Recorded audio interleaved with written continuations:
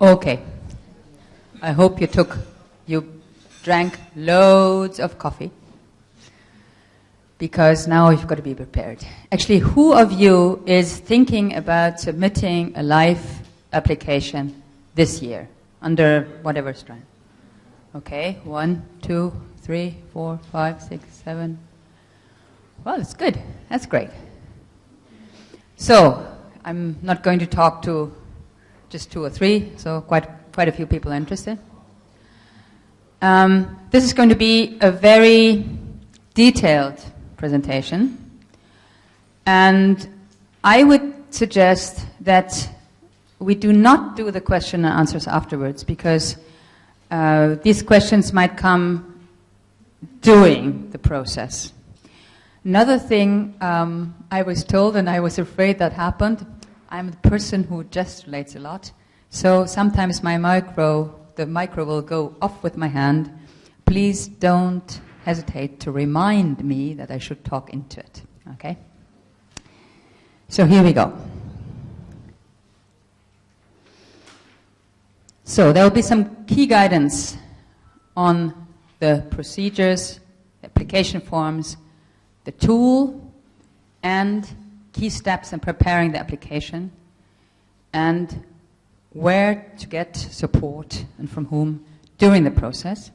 And then in the end, I would like to present some examples, but that's only if we still have time, but to make it a bit more real and tangible for all of those who have not done life projects before. So first question, is life for me?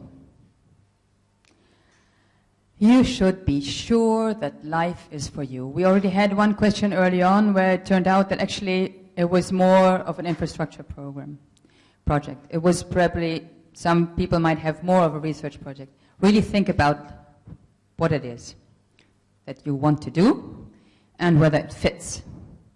And if it fits, then it's going to be maybe not even fun, but it's going to be even a nice challenge, because you will be recognizing, oh yes, that's exactly what I want to do. Yes, that's exactly what I want to do. And the program will fit you like a glove. There's unfortunately one thing I really have to recommend. It's read, read, and read. There is the multi-network program, which was mentioned, and which is in all the languages. I see, who of you already looked on the website of the LIFE website? Do you know the LIFE website? Right? On the LIFE website, you can find all language versions, and I really recommend, I mean, although maybe you will write your application in English or whatever, it is much easier to understand this complex matter in your own language. So I really would recommend that you check it out in Latvian, or well, we don't have it in Russian, but so that you go through that. And then there will, on top of that, there will be application guidelines.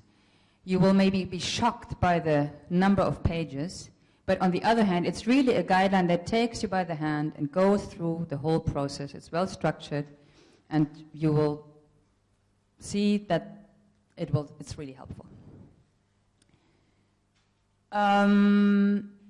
You should make sure that you don't go left and right.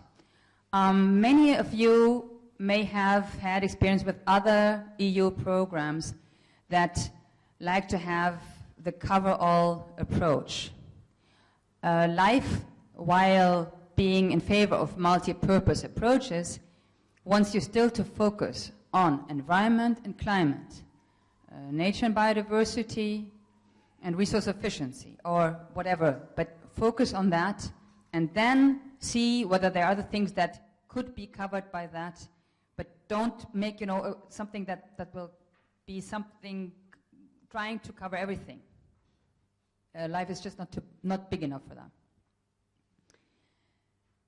And again, try to see whether you fit under one of the project topics if you're in a life environment. Yes, the selection procedure is tough, thorough, and detailed. But when you get through it, it's worth it, because you will also notice that through doing this writing a very structured proposal, a well thought through proposal, which on top of it will be revised if you come on the get on the short list. So will even be improved after already having been selected. You will notice that it will be a good instrument for you to guide you through the project management itself. So, you know, it's worth it because it gives you, it forces you to think about the project thoroughly yourself and to have then a good framework for implementing the project later on. What awaits you when you're a beneficiary? I think you should make sure that not only your project fits the LIFE program on paper, but it also fits your conditions as a future beneficiary. And beneficiary, I mean what we call the coordinating beneficiary. That's the beneficiary who has the hat on and who acts for all the others. And the associated beneficiaries, those are the ones who collaborate with the coordinating beneficiary on the project. By the way, in contrast to other programs, we do not force you to have associated beneficiaries. If you have the money and you have the know-how to get, to do your idea, well then, just do it on your own. I mean, you don't have to just because it's fancy to have a partner. But if you need partners, if it makes sense to get stakeholders on board, others on board, well then you should try to do that. I mean, it really depends on your project and on your condition, on your size, etc., your manpower. Once the project is there, you should make sure that at least one person works full time on the project. And I mean, on the project, I mean coordinating it, making sure it runs, giving technical input, organizing meetings, stepping on the feet of someone who is running behind, etc., etc. That's really important. This is, not just a small little thingy.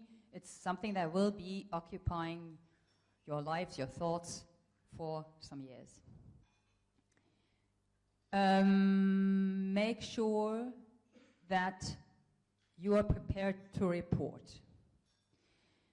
We said it before, LIFE is a relatively small project, and it is a program, and it means that the projects are so that the strength of the projects is supposed to be that they're replicable. So we have to make sure that you report to us about them. We want to know about them.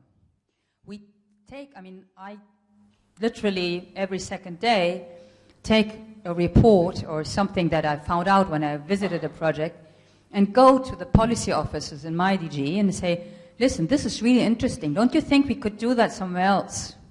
So it is important that we know about it. I mean, we can't be on the ground all the time, so this is really important. Which means every 18 months, so every year and a half, I think that's quite generous, every year and a half, we want to hear from you. We want to hear from you when you ask your second pre-financing. I'll talk about the financing part a bit later. And we want to know from you at the end, of course. We want to know everything. The lessons learned. We don't punish, by the way, people where it doesn't work out as they thought. That would be stupid.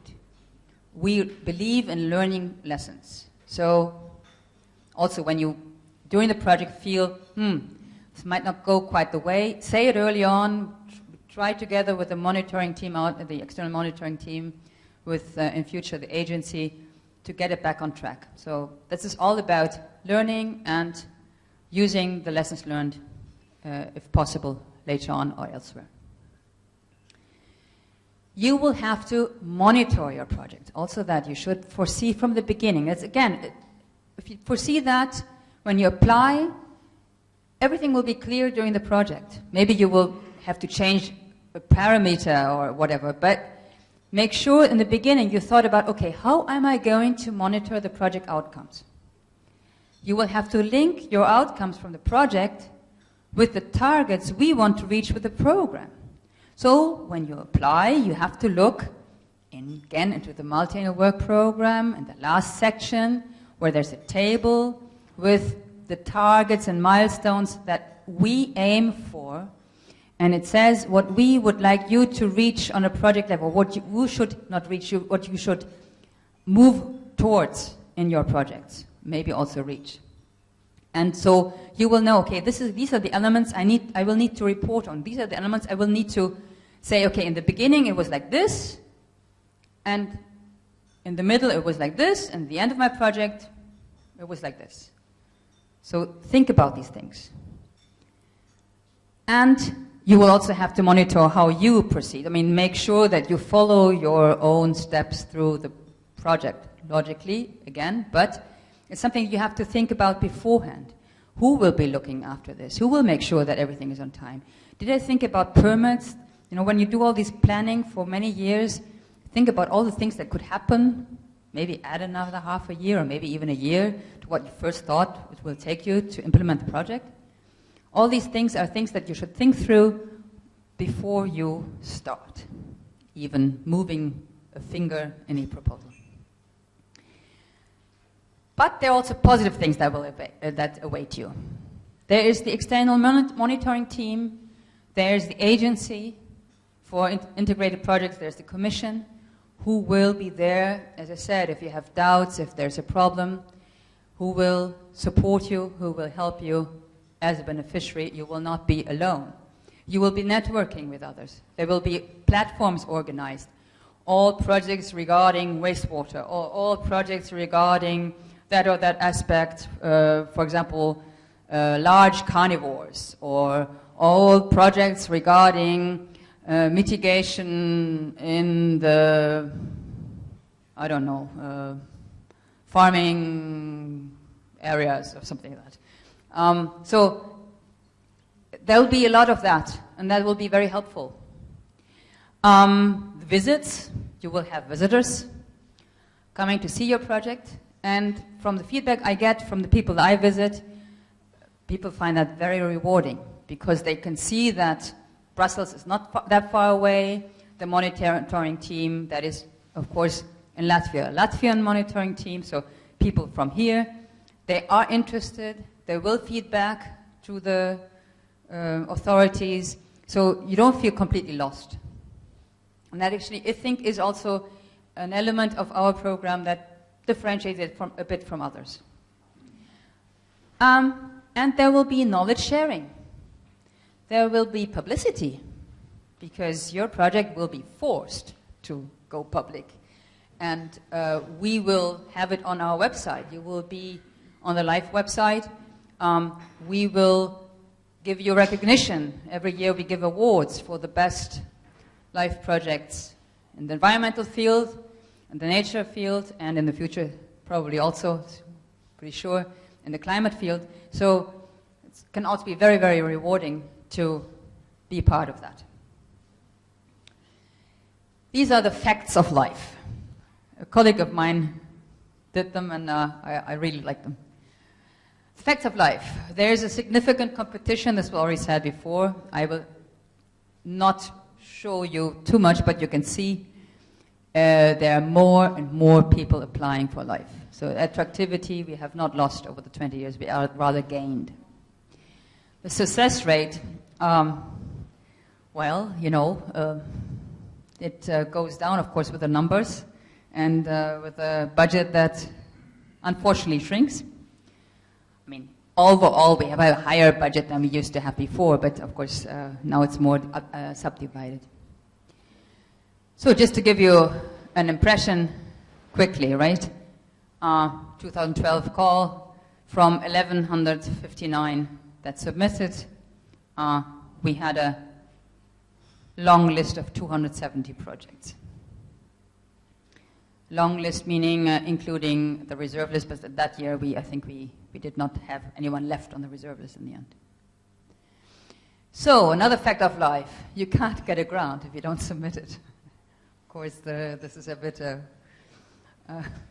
a joke, but yeah, make sure that you're on time, so be prepared early. For the timetable, I showed it earlier, just to recap. You will have, whatever the start date is, I still hope and pray it is the 16th of June as we had planned. But whatever it is, 3 months we will give you to go online and submit. or whatever, if you have other project types, do that on PDF and on a data carrier, I suppose that's called. Another fact of life is it takes time and money even to prepare the application. That is unfortunately the way it is. It's not possible to not think of many working hours, and working hours are time and money. And this is very harsh, I must say, but well, problems that fail are poorly prepared. I don't agree with that actually, because if the competition is very good, of course some who are just a little less well prepared will not make it. But well, to prepare well, to give you the best tools, avoid the common reasons for failure. You would be surprised how many people apply for LIFE who actually want to do an agriculture project. They want to protect, I don't know, some species of horses, but not wild horses, or who actually do not present their idea clearly enough as a demonstrative or innovative idea. So make sure that your good project also is presented in a way that shows us that you really fulfill all the criteria. And again, that means keep to what is said in the application guide. When it says, show your demonstration character in form B, I think it's 3, but I'm not sure. Anyway, show it there, well then do it. Don't throw it in elsewhere. You have to make sure that people find it where they expect it. You have to think of, this year was even more, there were even more applications. They have to be read through. And so it's a big help if it really is where it's supposed to be. Good news is that the traditional projects are submitted with an e-tool. So everything is online. And that is really helpful. The forms are interrelated, so things are filled in. Once you fill it in, it's filled in all other forms where this information is needed, etc. Some things you will have to print out and scan and annex, but all that is foreseen. And you can see a whole lot of projects are covered by that. For example, all of climate change projects for 2014 are covered, because there are no other projects from climate change that are in this year's call, and the traditional ones for life environment. The other project types, now I don't know, I've seen that some of you have checked out not the multi-annual work program, but the annual financing decision of our Director General, where we also talk about the other project types and what is foreseen there. And I don't know whether anyone is interested in preparatory projects. Anyone know what a preparatory project is? Okay, preparatory project is a project where we internally in the Commission, we consulted the people working in what we call the thematic units, so the water unit, the waste unit, etc. Do you have anything that you really absolutely want a project on? Because you remember, the other projects, it's open market. I mean, you can put in what you want as long as it's environment or climate, right? While there might be something that, for example, this year our nature unit said we really want something on an update of the red list. Okay? Then it's like a bit like a call for tender, but it's not a call for tender, it's still a call for proposal, but with a very clear subject matter. It says, we want this and this and this. So the topic is already clear, there's no doubt about it. And there are 3 this year, 3 of these. They'll also be published at the same time as the others, so maybe that might be interesting for one or the other of you. There's one on NGO platform for participation and best available technique committees, for example. Because they say we really need these people, we need something, we need a basis, we need to have more information from NGOs on best available techniques. Then the integrated projects, which I will be presenting in another presentation, but if I still have a voice then. Technical assistance projects are linked to integrated projects. So they go in a way, I will present them with that. Capacity building projects mentioned already by James. And the so-called NPO, used to be NGO, operating grants. All these will be together in the one life call. If you wonder, okay, I have this life idea in my mind, but where do I put it? Because, I mean, you have to decide at some point, do I put it under the subprogram environment, or do I put it under the subprogram climate? And you will see, when you look in the multi-annual work program, which is for the life subprogram environment, that actually there are many project topics that concern climate, which is normal. You cannot really say that one is completely divisible from the other, so that there are some overlaps, right? So where should you apply? I mean, it's really common sense. It is, what is the main focus of the project? If you do a water project, you want to implement a part of the river basin management plan, then it's a water project. It also probably, very probably, has a positive effect on climate, but it's not a climate project. If you want to implement a part of a climate strategy, logically, it's a climate project. So at the same time, it might be through doing something in nature. I mean, really, it's a matter of the focus, right?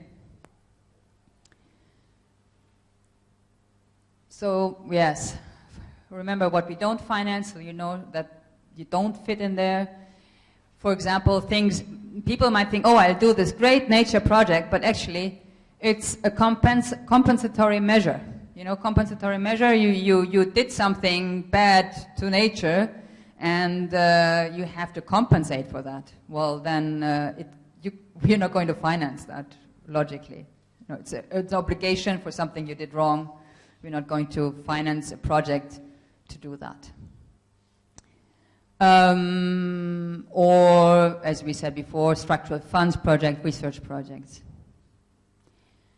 Yes, and start early. So I will now lead you step by step through the process. So you know a bit what will be going on with you, your proposal, and in parallel, so to say.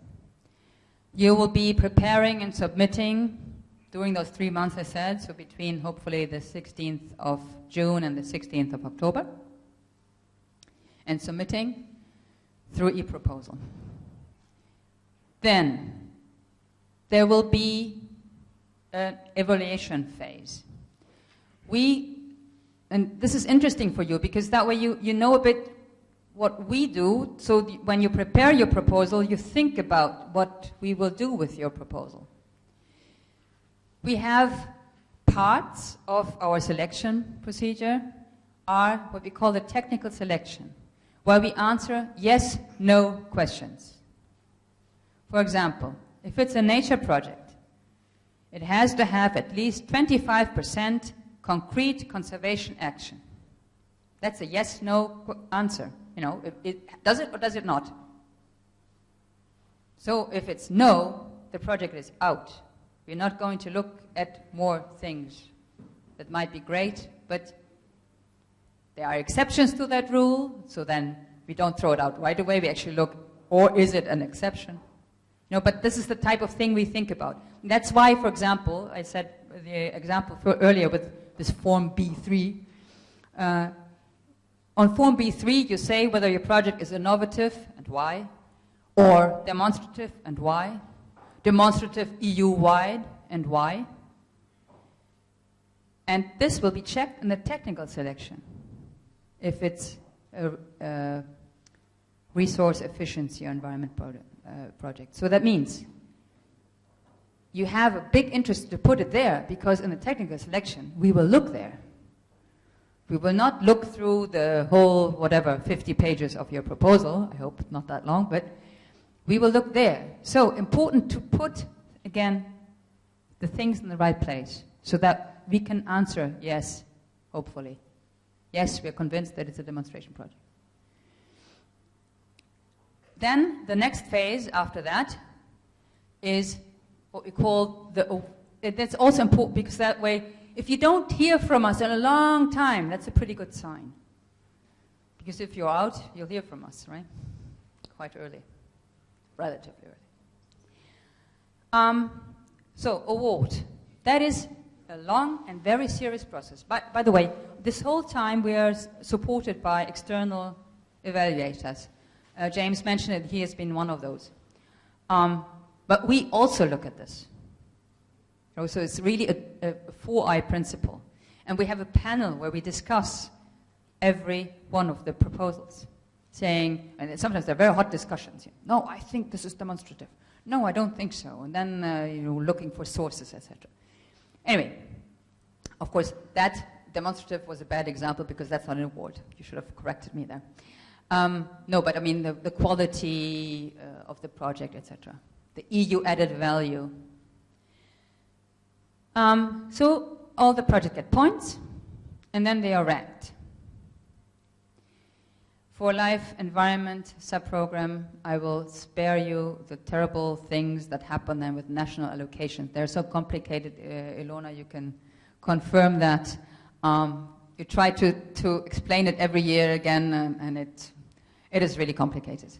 And we are happy that as of 2018 we won't have that anymore, because it can lead to projects having less points passing because they have the right nationality, so to say.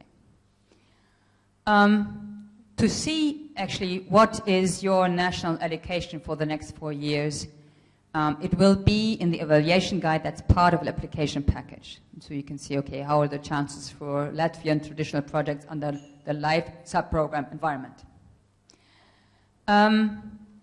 Ranking will be done, and there will be an award decision and on a short list. This is a change from how it used to be. Then there will be a revision. Revision meaning we're not going to change it. This was already before the way. We're not going to change the project points. We're just going to help you improve it, to bring it, to clarify question, to bring it to a situation where we can really wholeheartedly say, yes, this is it. This is really it. This is great. This will often lead to reducing the budget, because often, I mean, I think that's not normal. Nearly always people ask for a bit more here and there for actions that are not really life, and they might then fall off. As a result, there's something good for those who are in the reserve list, because as a result there will be money back in the pot. So projects from the reserve list can now get awarded. They can now be revised. So some project might move up after that, okay? As long as the money lasts.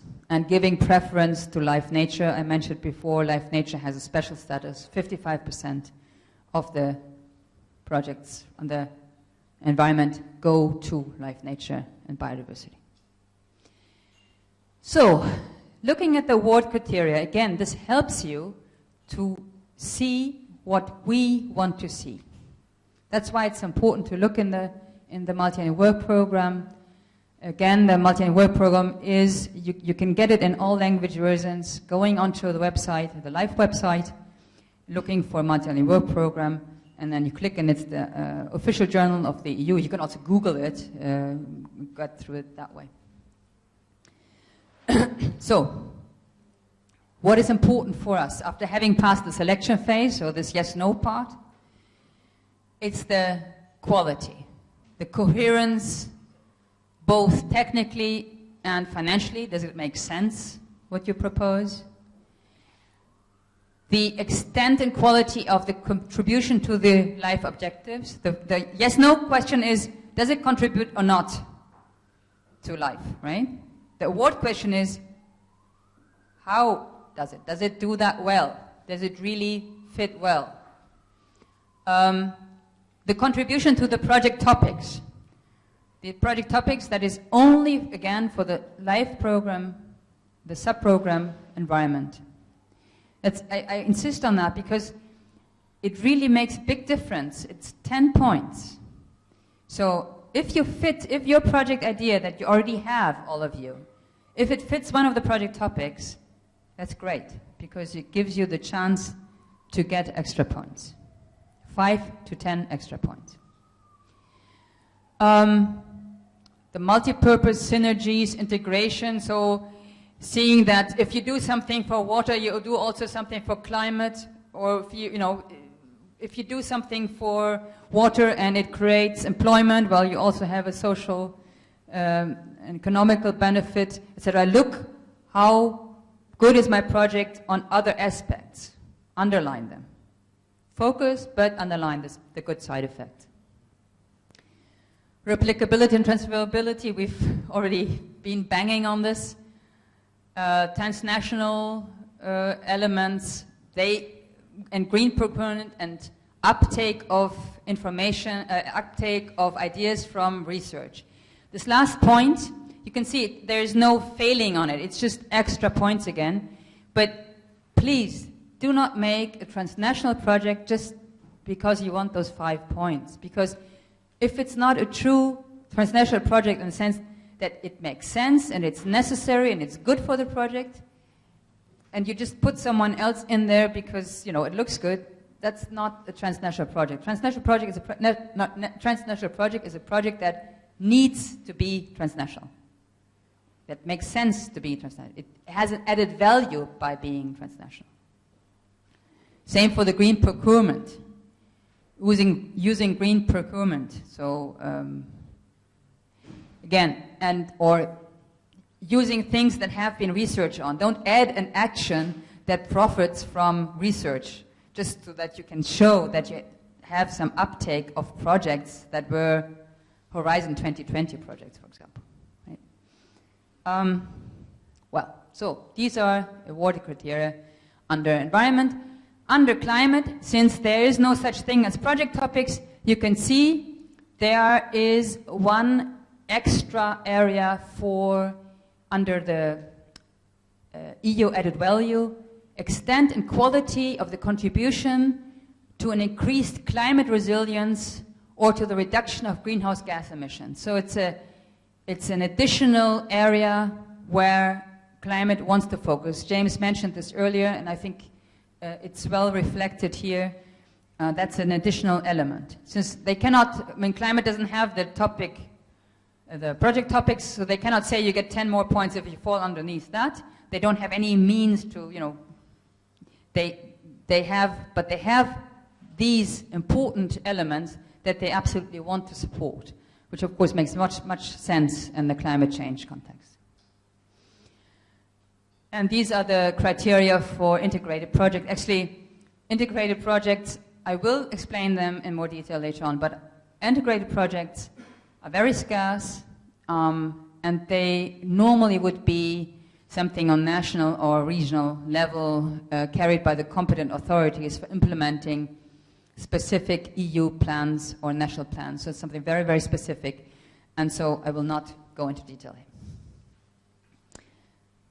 So now we come to e-proposal. E-proposal, I mentioned before, it's what do you call it, an interface, I suppose. It's online, and this is what it does. So you can prepare, well, first, of course, you have to get access, I'll tell you about that, but you can prepare and submit your proposal through that tool. And nothing but that tool, nothing extra. You have to do it there, you can only do it there, and it will help you. It's also your tool of communicating, because if you have technical questions, formal questions during the phase, which always comes, you then can contact through the mailbox that you will have in there, the people who look in there, external evaluators, who will then, if it's a bigger question, more difficult question, come back to us and ask us. It will also be the tool for revision. So when we tell you, please correct this or that, or look into this or that, it will be reopened and you will be able to work in there. And it will also be the place later on, if you're a beneficiary and you want to amend your documents because there's a big change in your project, that's the place you will be doing them. So, how to get access? You go onto that web page. Of course, all this information will be in the application guide on the website once it's published. You will come to a page that looks like that. You will then fill in the fields, and you will have access. I hope everything will go that smoothly. So, what do you see here? You have a form. This is a form behind it. So if you would print it out, it would give you a PDF form with all the data.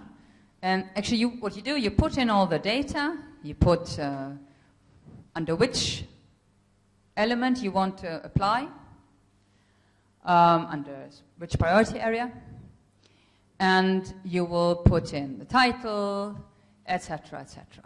When you want to start the project, there will be an earlier start date indicated in the call for proposals. So you will just go through the whole process, filling in all the nice forms that you have to fill in. And as I said, it's interrelated, so if you fill in your name on page 1, it will also already be on page 6 and 8 and whatever. Yeah. So, how do you like that?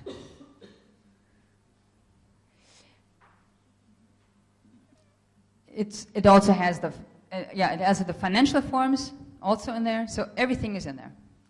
You cannot fill in the financial forms unless you have filled in the technical first, because we don't think you can have any expenses if you don't have any action for it to show. So who has access? Of course, that's an interesting question, you know. Well, first of all, of course, you have access because you want to prepare and submit. And you can change them, actually, even after you submitted it. If it's not yet the deadline, you can still go back and change. It's not like I push the button, oh my God. As long as the deadline is not there yet, you can still change it. Then others can view it if you give them permission. So, for example, the national contact point. That can be very helpful because they can help you in having a quick look whether this could be something that could be problematic or so. And then, of course, after submission deadlines, the external evaluators and the Commission and EASMA staff, so EASMA, the external agency staff, will have access to be able to do the evaluation, because it will be linked to the evaluation tool, which of course you don't have access to, and we will be working like that. Just to give you a quick overview what expects you, amount of things to fill in, forms to fill in. There are the so-called A forms for the administrative information, and then there are B forms. These are all kind of historical things. I don't really know where they come from, but that's what they're called. With the technical summary and the context description, and the C forms giving a detailed technical description, and the F forms with the financial information. And all, as I said before, all the financial things, or things like the tax deduction or something, are all explained in the documents that go with this. So, for example, I mentioned before, B3 is where you'd say whether it's pilot, demonstration, best practice, and you talk about the EU added value of your project, for example. So this is the things that you will have to think about before starting to work with the tool. These are the detailed description of the technical things by the different areas. Again, this will be on your website, so I'm not going to go into more detail. And where can you get support? Well, the LIFE regulation is probably a bit far. It has the basic ideas, but mainly it's the multi-annual work program. Again, the financial regulation also, it's a very long, very technical, very financial tool, so probably know that it's there, look it up if you really have a big question about something. But, well, the one advantage, all of these are in all languages, so you can find them in the official journal. Then on the LIFE webpage, you will find, and that's really important, information about the application, so the application package, and you will also find the examples of projects, and that is, of course, also very interesting for you. Again, hopefully on the 16th of, oh no, May, that's a bit earlier. That was a typo. It should be 16th or 6th, right? Not of May. All this will be on our website. Yes, and then the other sources of support are your national contact points. This was mentioned before by James. Read and talk with ongoing projects. You know, maybe you know someone who has a life project running or had a life project running. Things have changed, yes, but basically a lot has remained. The main ideas have remained, so it's still useful to talk to someone. You know, how do you see this? How did it go? What are they like there and all that? Check out some best life projects. Look at our website about, you know, database. We just recently had the awards for the best projects 2012 that ended in 2012 for nature. We will soon have those for the environment part. To give you an idea, you know, and for formal questions, as I said, you have the mailbox and the proposal. So, now, we could do questions and answers, or I could show some examples. So, I don't know, what are your feelings? Do you want to look at some examples? Maybe that's more helpful. Maybe then you have the questions.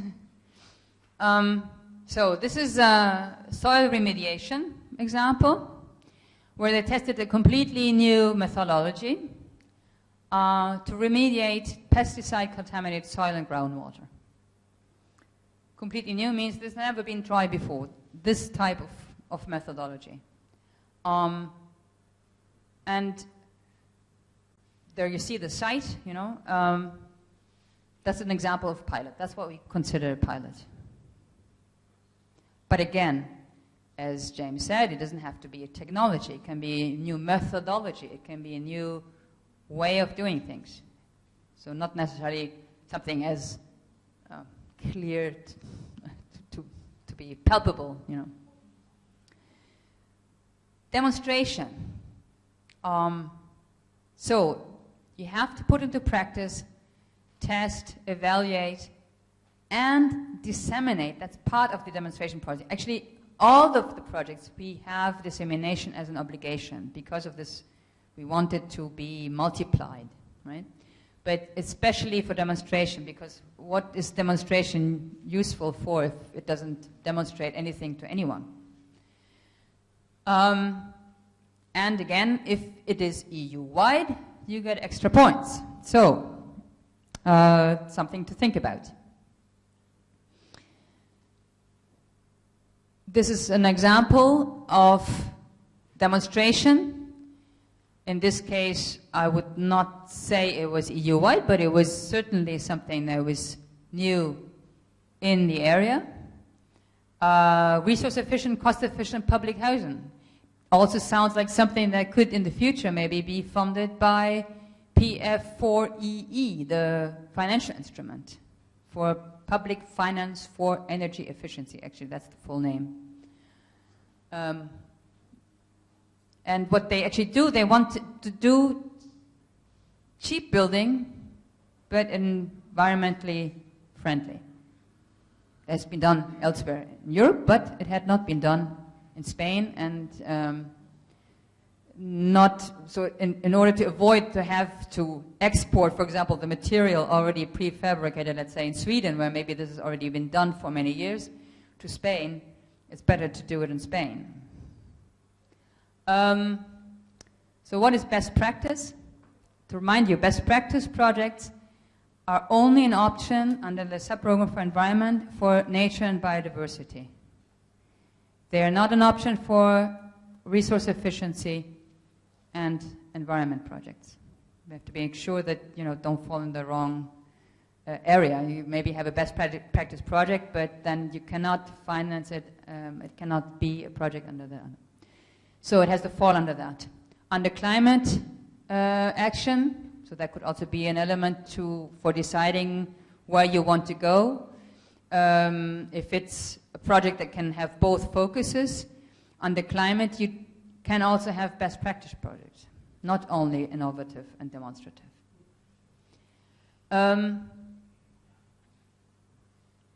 So this is a best practice example. It comes from Estonia, I think, yes, Happy Fish. It was actually one of the best nature projects that ended last year, where they re-meandered a river.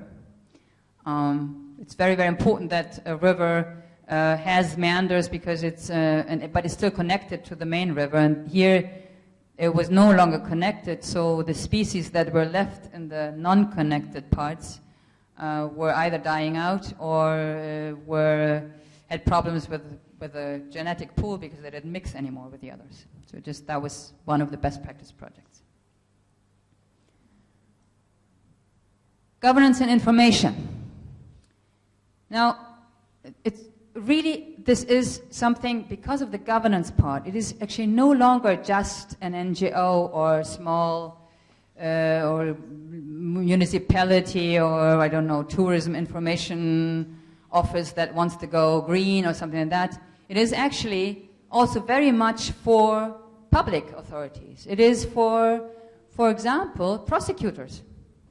Prosecutors who could maybe do something across countries to make sure that environmental law is applied correctly. Exchange ideas. So there are many, many more elements to it now than there were before. So I encourage you, if you're not quite sure whether to do one or the other, I encourage you to look also into that. Look at the multi-annual work program, at the project topics, to get a bit of an idea of what that could be. This is an example of a project that is actually still ongoing. On the left-hand side, it's what I would call a governance type project. It's all about making sure that in Spain the prohibition or the prohibition of using poison is actually implemented. It's a big, big problem in Spain. There are too many mice, there are too many this or that, so people just put out poison in the landscape, which has the consequence that all kinds of rare birds, vultures, well, also pets, of course, even sometimes children, may digest it and get into big trouble or die. And this project is by an NGO, but actually it works together with prosecutors, with judges, with municipalities, with a hotline to make sure that the laws that exist are actually also applied.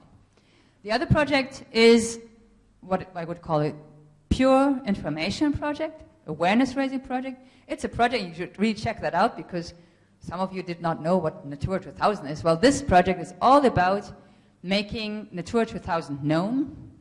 You're in good company because many, many people don't know what Natura 2000 is, or if they know, they think it's terrible because if it's Natura 2000, I'm not allowed to do anything anymore, which is not true. This project brought to life the European Natura 2000 Day, which was now celebrated for the second time on the 21st of May, and actually has become quite a celebrity already. It already has been promoted in different countries, and the Commission is seriously considering declaring it officially the Natura 2000 Day. Why the 21st of May? Because it's actually the day that the Habitats Directive was adopted. That's the basis for the Natura 2000 network. So these are information and governance examples. This is at the wrong place. Sorry about that. It's one of the things I will throw out before it goes on the website. Preparatory project I mentioned before. These are the 3 topics for this year, just to give you an example, an idea. Yes. No, these are more in detail what we expect from life nature, life biodiversity. I don't think that is much more. I mean, those are things you can read if you want to, but I don't really want to bore you with that now.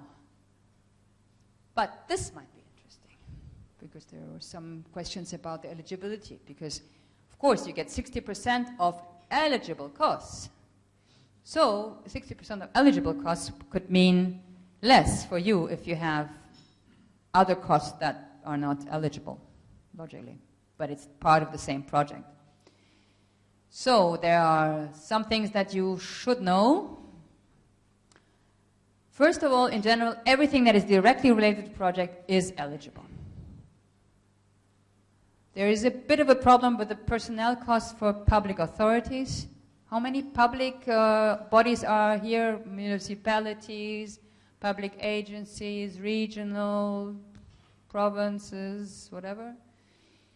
So you have people who are permanently employed as they are there anyway, so to say, right? They're paid for by taxpayers' money. So the commission says, well, then I'm not going to pay the person who's already there anyway, paid by the public hand. There's a bit of logic behind that. So you will have to show that you put into the project a bit more than you get out of it, by 2%. Which does not, for your part, huh? I mean, if you have staff, permanent staff, that must be counterweighed by expensive. It doesn't mean that you have to put in more than you get. That was badly explained. I saw your face and I realized what I said. So it's not that way, but for the personnel cost, you have to make sure that you don't get, that we don't pay 100% what you put in. So if you have a lot of personnel costs, you have to also show for other costs that you incur. Of course, there are specificities. If you take someone on board temporarily for the project, and the person is engaged for the project or seconded for the project, that's a different case. That's a different matter. But all the details are explained then in the forms. There is a limit to external assistance, or as it now will be called, subcontracting. Why is that? Well, because actually we want you to do the projects, not a consultant. We want this to be projects that are real, that a municipality can really do, that an NGO can really do, that a company, a small and medium-sized enterprise can really do, because we think that if that is the case, they will continue to do that. They will not just make the project so that they have some money influx for the next so and so many years. They really do it and keep it as they become owners of the idea and the project, and they will continue with it. And that's the idea. And we think that if you go beyond the 35, I mean, always, of course, there are exceptions. Huh? These are just general rules, but for the 35%, there's also exceptions. But normally, we just want people to be on top of the project. Otherwise, it's, if you go much beyond that, it's not your project anymore. Or otherwise, if someone is involved who puts in a lot, well, then he should or she should be a beneficiary, an associated beneficiary. Put in some own money and experience and people. There are special rules on equipment. Overheads are limited, so we don't want to finance overheads, because that means if we finance too much overheads, so running costs, that means that after the project you will be in trouble, because if you cannot finance the overheads yourself, you have problems. And for land purchase is possible, land purchase or also land lease, but only if it is dedicated for nature purposes. So in any kind of project you can have that, but it has to be dedicated for specific purposes for Natura 2000. Okay? And thank you.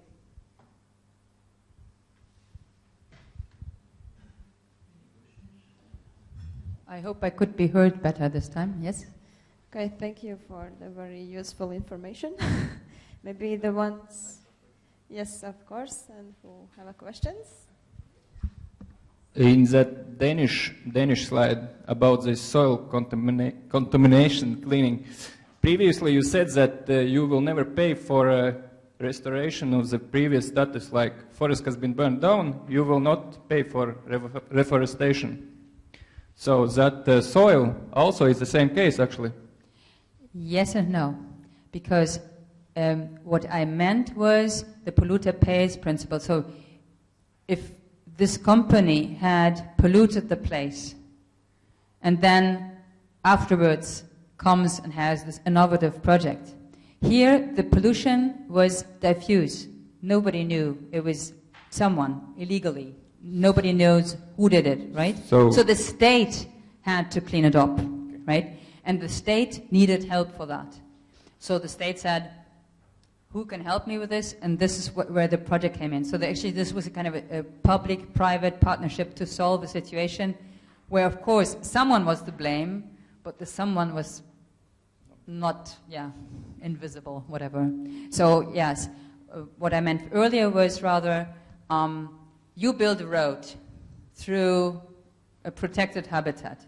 You get the okay in the environmental impact assessment because you say, I'm going to compensate for it. And then you go and you apply for a life project for the compensation measure. That is a no-no. Okay? The difference clear? Anyone else? Maybe the ones who already have idea. Ilona, do you have a question? Ilona has a question. No, not a question, rather the comment on some things Dorothy said. On application, take carefully and really read, because my experience from the already 14 years dealing with life says that people don't read the application guidelines. They're just coming and where should I put this or where should I put that? Let's first read. Secondly, irrespectively, when is the deadline of submission, be ready with your proposal at least a week before. Because you have still time, but imagine if a 2,000 person at the very last minute all over the Europe try to apply the same online tool, it will collapse. It did that before. Sorry, it did. Not only once, it did that for several times. Be ready. And then if you are not saved your data, you're in trouble. And and revision and all these evaluation. If after at least 4 or 5 months after the submission of your project, you're not getting answer, you're getting questions, your project will not be selected. That's just a hint. If you're getting questions, that's you're already halfway through. But if you are not getting questions, you will not be selected.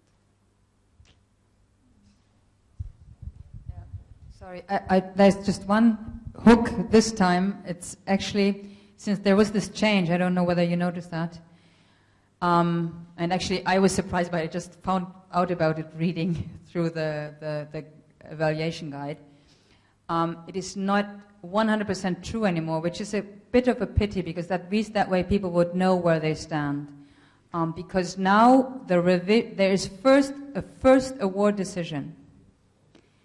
Then the projects that have been awarded are revised. And only then there's a new step. So it's, that's really a pity, because especially many public authorities have a big problem if we don't feed them back, because, that's logically, they don't know for sure, can we just put the money that we put aside for the project elsewhere?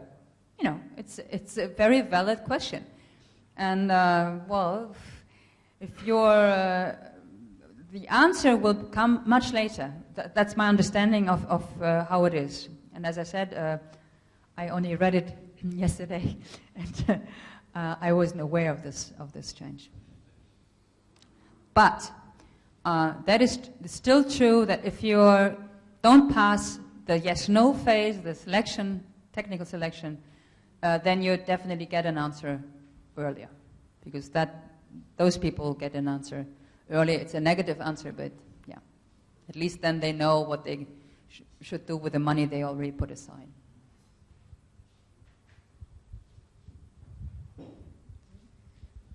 Maybe someone have some questions? No more questions? Then we can probably continue our networking, taking an hour break, and don't leave, because after break we will have important information about financial instruments and integrated projects. This is something new in the LIFE program, and the break will end, and we will continue after an hour. It will be 2:30. Thank you for the excellent work.